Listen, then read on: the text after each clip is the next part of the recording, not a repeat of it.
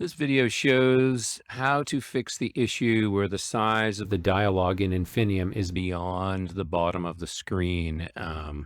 So let's take a look at what happens here. If we go into advanced, we see that we've now extended beyond the screen. However, this is a result of track touch dialog sizing defaults.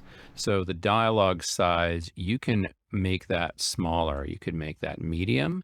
And now you see this is resized. So if we go back to resize and we go back and I can see this. Let's see, you needed to see more. You can change the dialog size to actually just small. And this allows you to see even more, which is probably what we want set to small. That is the workaround, or actually that is the fix. If we go back to track or touch, it makes things much larger. This probably is something that should be addressed in software to give the user the option even in touch mode. But this is the workaround. Thanks for watching.